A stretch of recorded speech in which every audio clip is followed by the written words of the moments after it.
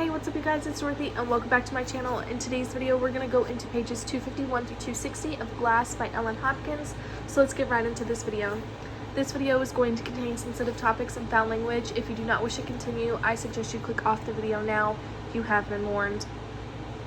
See, it's hard to tell if it's nighttime or day when you're inside a casino. The windows are tinted almost black, and the neon inside defies the notion that it might be getting light outside. But one thing I do finally notice is how the restaurant lines are growing longer. People want breakfast, which means it must be later than I thought. What time is it? I ask a passerby, and his answer blows me away. 6 after 9, 24 minutes until church starts. We're going to be late. Just let me finish this hand, Dad says, watching the blackjack dealer flip a card and bust. Oh yeah, guess I'm cashing out. Why am I cashing out? I'm on a regular roll. Cash out, Dad. We've got to go. Hunter's getting baptized in less than half an hour. I probably ought to be there, don't you think? The church isn't far as the crow flies, but it's all surface streets to get there. Dad finds a cashier and we hurry to his car parked in the garage at the far casino. Round and round, down to the exit, straight down Sierra Street to McCarran, Reno's major loop road, speed limit or under all the way. A good idea, all things considered. We limp into a parking lot looking exactly like we've stayed up all night. At 9:47, everyone's inside, everyone, that is, except Mom. I don't think I've ever seen her so pissed, and believe me, I've seen her pissed before, but nothing like this. She lights into us before we reach the door. Nice of you to show up to your own baby's baptism, Christina, Georgia. I can believe something like this from him. Spittle foams at the corners of her mouth, but not from you. Where the hell have you been? Dad jumps in with a monster-fueled lie about car trouble, dead cell phone batteries, and more. He looks like crap, and I know I can't look much better, but no time to worry about that now. Can we talk about this later? I imagine everyone's waiting for us, and of course they totally are. Baptisms usually happen before the sermon, but Pastor Keith wisely forged ahead, praying Hunter's wayward mother would appear sooner or later. All eyes turn as we come through the door, as I know every single pair must ascertain exactly what the problem is.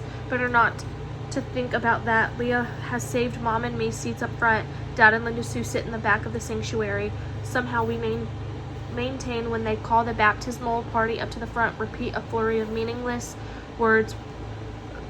Resplendent in his white tuxedo, Hunter smiles up at me as Pastor Keith pours water over his head, makes him a child of God. I was baptized once too. And I silently ask, so big guy, am I still your child? Party time. Well, actually, it's time for the post-baptism reception. I decide I ought to ride home with Mom, who decides not to get into a big discussion now, not with Leah and Heather in the car and a regular parade of friends and family trailing us home. We'll talk about this later, she promises, and I think I'm glad I've turned 18 so I can hit the streets if I must. Right.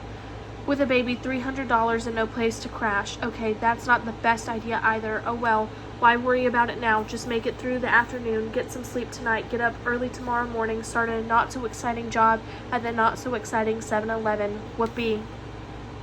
None of that is so easy to do. Semi-buzzed and now knowing I need to crash, knowing I most definitely will crash as soon as everyone eats and drinks their fill, goes on home, except of course I'll have to deal with Mom's wrath, Scott's question, Leah's hurt, real or imagined, Heather's delight at my torment, a possible make the highly probable confrontation between all of the above and my father, the troll, and his miserable fairy, Linda Sue. I do feel sorry for her, and I'm starting to feel pretty sorry for myself too. Okay, it's looking to turn out to be a sleepless toss and turn, dissolve slowly into morning night after all.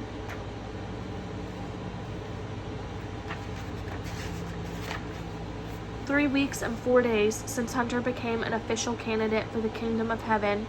3 weeks and 1 day since Dad and Linda Sue left Mom's insults in their exhaust. 3 weeks and 2 days since Leah and Heather flew back to their swanky campus, leaving us with no unequivocal answers about cheerleaders and their diet aids or what exactly lesbians do for fun. 3 weeks and 3 days since I started work at the 7-Eleven.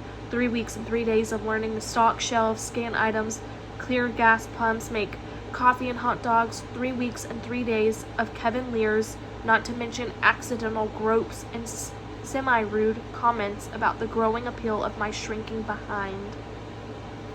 That is the end of this section. I will see you guys in the next video for pages 261 through 270. Bye.